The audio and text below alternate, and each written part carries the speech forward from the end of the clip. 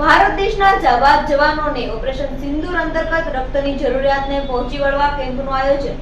અમરેલીમાં ભારત દેશના જાબાઝ જવાનોને ઓપરેશન સિંદૂર અંતર્ગત રક્તની જરૂરિયાતને પહોંચી વળવા કેમ્પનું આયોજન કરવામાં આવ્યું હતું।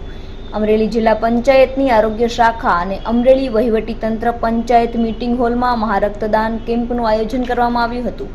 વિધાનસભાના નાયબ દંડક કૌશિક વેકરિયા અને સાંસદ ભરતભાઈ સુતરિયાની ઉપસ્થિતિમાં યોજાયેલા મહારક્તદાન કેમ્પમાં અમરેલીની જાણીતી સંસ્થાઓ સારહી યુથ ક્લબ, બજરંગ દળ, ડિસ્ટ્રિક્ટ ચેમ્બર, વેપારી મહામંડળ, ખોડલધામ સમિતિ, ટાવર ચોક વેપારી એસોસિએશન, મોટા બસ સ્ટેન્ડ વેપારી એસોસિએશન, ગાર્મેન્ટ એસોસિએશન, જિલ્લા બ્રહ્મ સમાજ, વિશ્વ Hindu Parishad, Lions club of royal, Lions club of city, rotary club તેમજ લુહાર જ્ઞાતિ ટ્રસ્ટનો સહયોગ મળ્યો હતો। સવારથી જ રક્તદાતાઓની લાઈનો રક્તદાન માટે લાગી ગઈ હતી।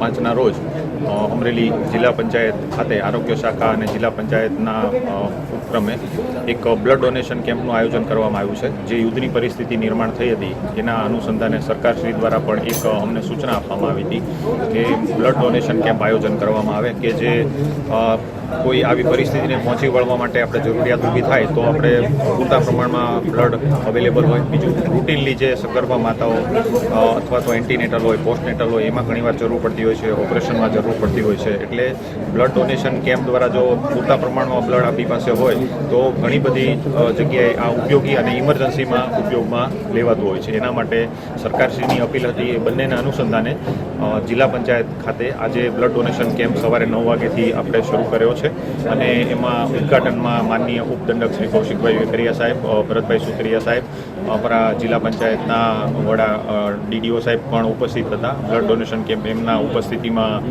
શરૂ કરવામાં આવ્યો અને એ આજે સાંજે 5 વાગ્યા સુધી ચાલુ રહેશે। અને આમાં અગાઉ આગોતરા આયોજન રૂપે જિલ્લા પંચાયતની તમામ શાખાઓ પ્લસ નગરપાલિકાને તેમજ પોલીસ વિભાગમાંથી અને રેવન્યુ ડિપાર્ટમેન્ટમાંથી એ ઉપરાંત જેટલી એનજીઓ છે એ તમામ એનજીઓનો સંપર્ક કરીને એમને પણ આમાં બ્લડ ડોનેશન માટે પ્રોત્સાહિત કર્યા હતા કે મોટાભાગે લોકો આમાં સહકાર આપે અને જે લાયક છે, ઈચ્છુક છે એ તમામ બ્લડ ડોનેશનમાં સહકાર આપે તો આપણે બ્લડ બેંકમાં જે ઘણી વખત શોર્ટેજના પ્રશ્નો ઊભા થતા હોય છે એ પણ ન થાય। અને આજે તો ઠીક છે પણ સમયાંતરે પણ દર 3 મહિને જે ડોનેટ કરી શકે એમ છે એને પણ અપીલ કરી છે કે રેગ્યુલરલી બ્લડ ડોનેશન કરતા રહે અને આ સેવા કાર્યમાં ભાગ લે। Thank you.